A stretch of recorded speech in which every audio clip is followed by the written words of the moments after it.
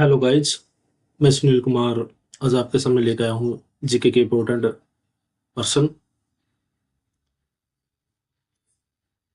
चलिए उनको रेडी करते हैं वन बाय वन।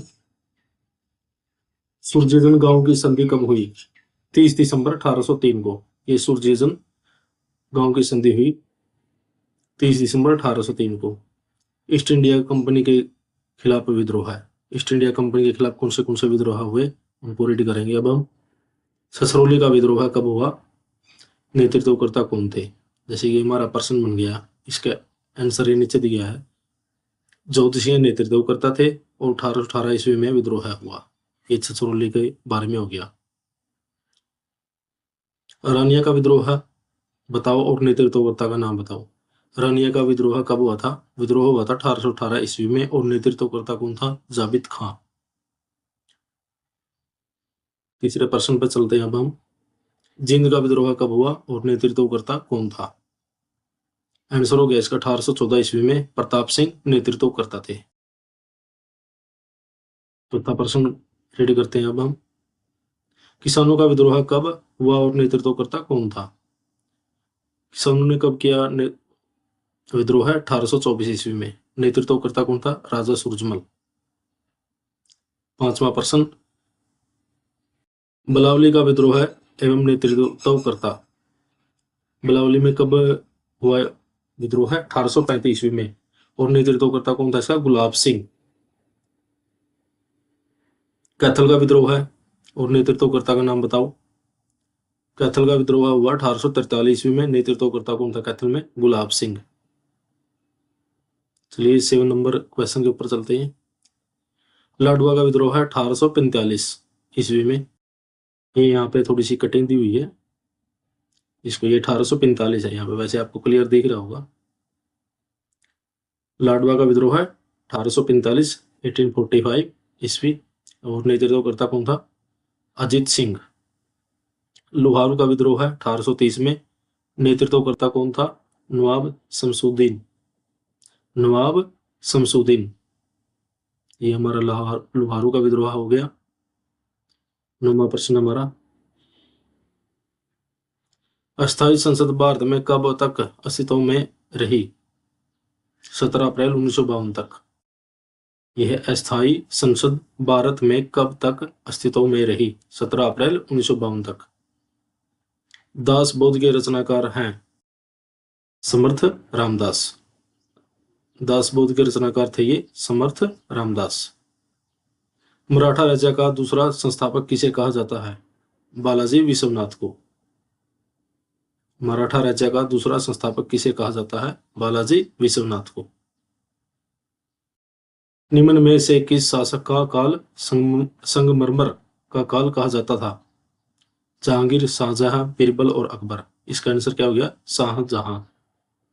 निम्न में से किस शासक का काल संगमरमर का काल कहा जाता है? शाहजहां का। अकबरनामा किसने लिखा था? अबुल फजल ने। किसने लिखा? अबुल फजल ने। शाहजहां का मूल नाम क्या था? खुर्रम। ये हमारा 14वां प्रश्न है। शाहजहां का मूल नाम खुर्रम। मुमताज महल का असली नाम? अर्जुमंद बानो बेगम। यह हमारा 9वां प्रश्न है ये। चलिए नेक्स्ट क्वेश्चन पे चलते हैं। भारत में ग्रांड ट्रंक रोड बनवाई थी शेरशाह सूरी ने।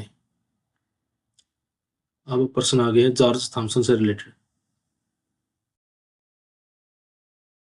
ये समझने की बात है, जॉर्ज थॉमसन सबसे पहले 1782 में मद्रास में आया और यहाँ पर आकर इसने क्या किया? लूटपाट करने लग गया ये।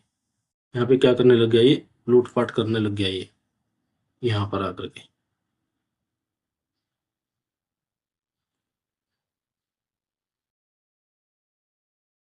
यहाँ 1782 में आया था ये। यहाँ इसने पूरी लूटपाट की यहाँ पे आकर के। और 1787 में क्या हो गया? समरू बेगम की सेना में भर्ती हो गया फिर ये। और इससे आगे क्या हुआ इसका?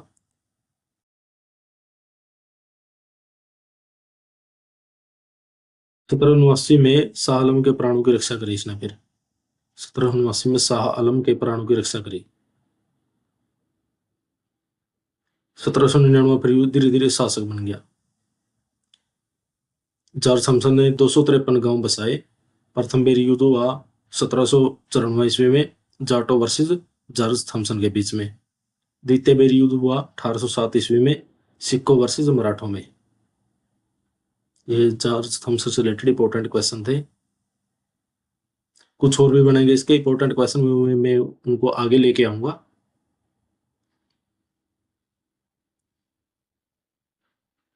अब सिरकंठ जनपद कुरुक्षेत्र के बारे में पढ़ते हैं।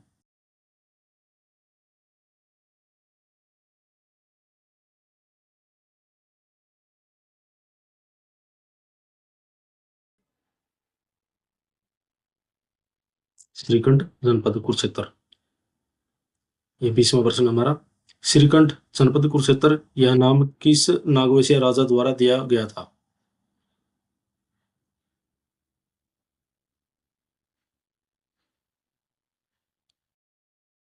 आया प्रश्न समझ में? श्रीकंठ जनपद कुरुक्षेत्र को क्या बोला जाता था? श्रीकंठ जनपद बोला जाता था। ये श्रीकंठ जनपद कुरुक्षेत्र यह नाम किसी नागवंशीय राजा द्वारा दिया गया था।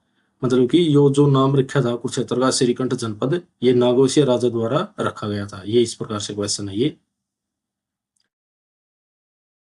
6ठी शताब्दी में हरियाणा का नाम क्या था? श्रीकंठ जनपद। 8वीं शताब्दी का प्रसिद्ध संत चौरंगीनाथ द्वारा स्थल भोर मठ की स्थापना हुई। जो 8वीं शताब्दी का हमारा प्रसिद्ध संत संत चौरंगीनाथ, उसके द्वारा स्थल भोर मठ की स्थापना की गई थी। और ये स्थल भोर कहाँ पे है? ये रोहतक में है। ये हरियाणा में गुर्जर प्रतिहार काल की मूर्तियां समस्त हरियाणा में से प्राप्त हुई है। गुर्जर प्रतिहार काल की मूर्तियां हरियाणा से सभी जगह से प्राप्त होती है। 805 ईस्वी में हरियाणा पर नागभट्ट प्रतिहार का शासन चल रहा था। 805 ईस्वी में क्या हो गया था? नागभट्ट प्रतिहार का शासन चल रहा था।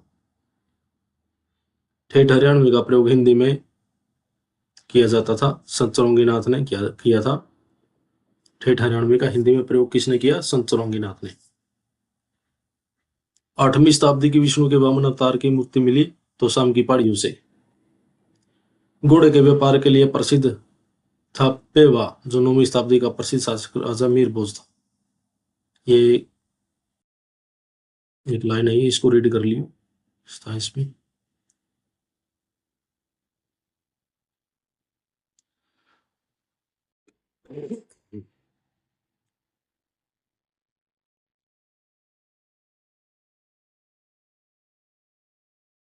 9वीं शताब्दी का विलेख पेवा से मिला, जो राजा भोजराज से संबंधित है। तोमर वंश का अभ्युदय हुआ था 1910 ईस्वी में। 9वीं शताब्दी में हरियाणा को किस नाम से जाना जाता था? हरियाल। मोहम्मद गजनवी ने थानेसर पर आक्रमण किया था 1009 से 1014 ईस्वी के बीच में। 1009 से 1014 तक आक्रमण किया मोहम्मद गजनवी ने थानेसर पर। मोहम्मद गजनवी के थानेसर पर आक्रमण के दौरान उसका दरबारी कवि अलबुरीन उसके साथ था। ये इंपॉर्टेंट तथ्य है, ये पढ़ने का। ये उस दौरान थानेसर का शासक राजा वो कौन था? जयपाल था। उस दौरान थानेसर का शासक जयपाल था। थानेसर में चक्कर स्वामी की मूर्ति को महमूद गजनवी ने तोड़ा।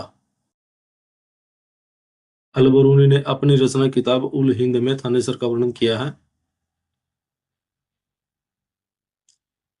11वीं शताब्दी में ईरानी यात्री अलबरूनी ने थानेसर की यात्रा की थी। 11वीं शताब्दी में ईरानी यात्री अलबरूनी ने थानेसर की यात्रा की थी। ये प्रश्न आ सकता है, ऐसे बन के आएगा ये। ईरानी यात्री अलबरूनी ने थानेसर की यात्रा कब की? ऑप्शन आएगा 11वीं शताब्दी, 10वीं शताब्दी, 9वीं शताब्दी। तो इसका क्या आंसर बनेगा? 11वीं शताब्दी। इस प्रकार से आप इसको मतलब कि माइंड में रख सकते हो इस प्रश्न को। और ये जैसे कि ये प्रश्न था हमारा, अलबरूनी ने अपनी रचना किताब उल हिंद में किस शहर का वर्णन किया है? आंसर क्या आएगा उसमें? आएगा जैसे कि ऑप्शन आएगा आपके पास, थानेसर आ गया, कुरुक्षेत्र आ गया, अंबाल आ गया, पेवा आ गया। तो यहाँ पे थानेसर आएगा ऑप्शन में। अलबरूनी ने अपनी रचना किताब उल हिंद में थानेसर का वर्णन किया है। प्रश्न वाला थोड़ा बहुत घुमा फिरा के भी दे सकता है, जैसे अल बरूनी ने अपनी रचना किताब उल हिंद में किस शहर का वर्णन किया है, तो ऑप्शन आ जाएंगे, तो आपने आंसर में टिक कर देना। Okay, thank you.